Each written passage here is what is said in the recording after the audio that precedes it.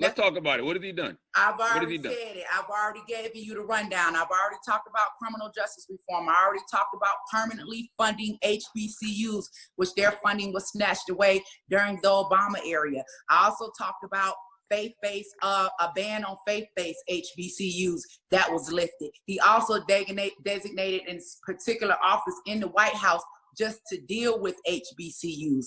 HBCUs were coming back every single year for funding. He made it where they were funded permanently and did not have to do that. He has created opportunity zones. He had the lowest Black unemployment. But again, it's not about Trump. You know, opportunity zones are not only for Black people. You know that, right? You know, opportunity zones are not only for Black people. You bring them to and distressed areas. We need them right now, afford to stay in that building and not sell it. Which so people, that means it for people that have money. And most of the majority of the people that have money are white people. So whose issue is that? So if you want to talk opportunity zone in real estate, we can have this conversation all day. Hold on. Opportunity zone is not made for Black people. Don't tell me we don't have enough Black people that have money that can take advantage of these huge tax breaks. I didn't say that. I said the majority of real estate investors are white, and they can hold down not paying stuff for years. It's an opportunity zones are not for only Black people. Black communities. If Black people opportunity do zones not are not step only for up, Black people. Hold on. Let me hear what Angela's saying. Hold on.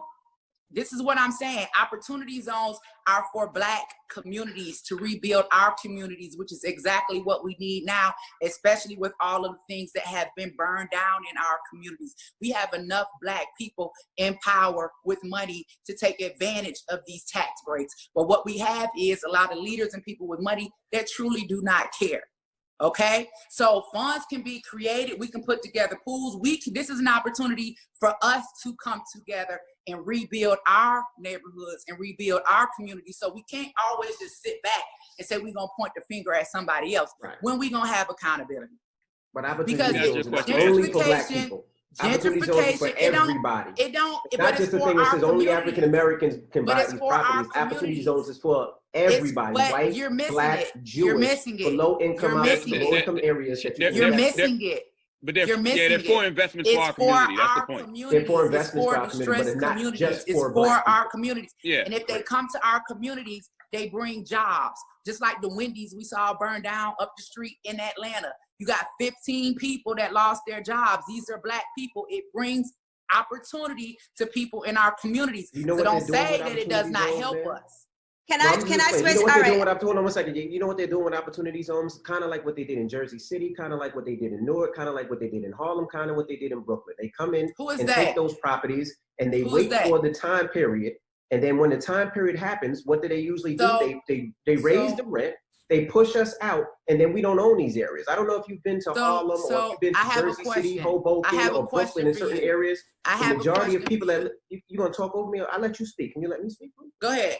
I'm just asking. I'm not trying to be disrespectful. Go ahead. I'll let you speak. I'm just saying. Let me finish speaking. So in those areas, what happened? They usually push us out, raise the rent high, and push us away from those areas. A lot of areas in Brooklyn and Harlem and Jersey City and Hoboken and Detroit, in Chicago downtown, we don't live in those areas. We were from those areas, but we were pushed out.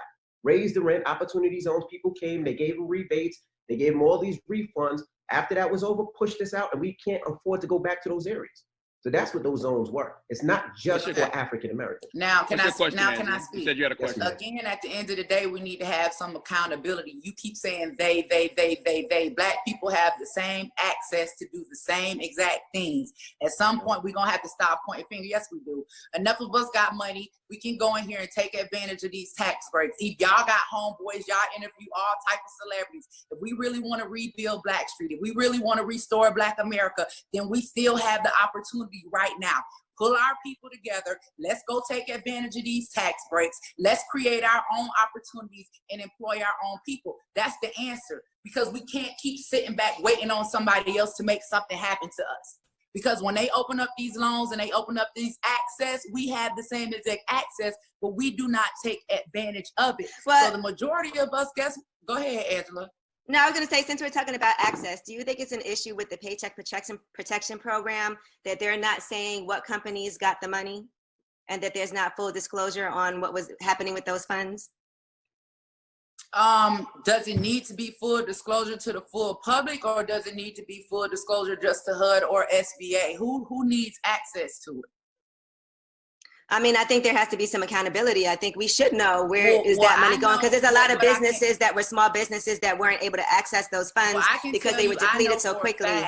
I can tell you, I know for a fact several small Black businesses in the Atlanta area that did get access to those funds. I mean, we even saw a huge article about Carly Red's boyfriend getting $2 million and going and buying a Rolex and paying child support. I think what it is that we need to make sure that we are educating our communities on how to take advantage of these opportunities. So if they gave out the PPE loans and said, hey guys, fill it out, how many of us actually went through the process of filling out the paperwork?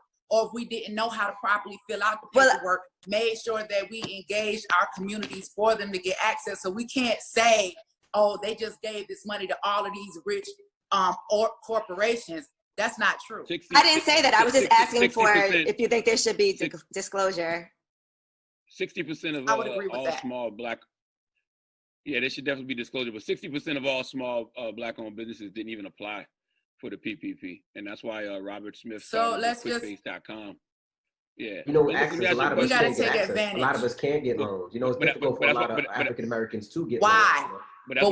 But that's why Robert Smith did QuickBase.com and Diddy did OurFairShare.com to ensure that. But 60% of the people didn't even go for it. But let me ask you a question, Angela. What would be your plan to sustain our communities? Okay. We do. I agree with you. That our community. If we educate them on, because remember in school, I don't know about you guys, but I was raised in the hood. In school, they didn't teach us about credit. You know what I'm saying? They didn't teach us about finances. Many of us they didn't teach us about entrepreneurship. And that's something that I like to see our children taught in school. I mean, it's like we just jump out there and then we don't take advantage of the stuff because we don't have the education. It's not because we can't get it. We're not educated on how to get it. We're not educated on how to establish credit. We're not educated on how to get loans. Okay, Angela, can I ask you another question? Oh, go ahead. What would be your plan, Angela, to sustain people who are still not working because of your president when the unemployment payments run out in July? Unemployment definitely runs out in July. African American unemployment right now, I want to say, is at 16.8%. Nationwide unemployment is at 13%. I want to focus mainly on disaster recovery management, especially after what we saw with COVID, creating job creation, job growth. I think that would be an immediate fix and impact. And not only that, but teaching a lot of people in our inner city and disadvantaged communities about entrepreneurship. You know, people need to know where their next check is coming from. And like I told you before, if we can reduce poverty, we can reduce crime. I know that's why I committed a crime 15 years ago. I was a single mother. I wanted to take a chance on giving my children a better life. And I made a decision and thought I could get away with it. Just as we see with a lot of people returning home and coming home from prison, these people that have been serving 20, 30 years, if they come home and they don't have access to gainful employment, they're going to go back to doing what they usually do. If we want to see crime rise, we need to not create jobs, not create entrepreneurship. I think for our communities, we all have a God-given gift. Mine was writing.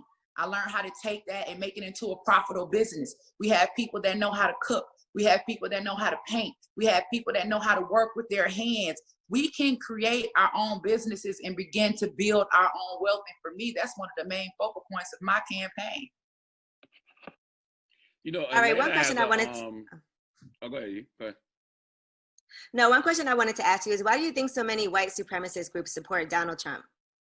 I think it's because they were white supremacists when Obama was in office. And I think that because Obama was a Black man, they happy to see any white man in office. It could have been Hillary Clinton. They would have supported her. Anybody besides a Black face. I don't believe that the president has control over who supports him. I don't. And I think. Do you think he should denounce them? Do you think he should denounce them?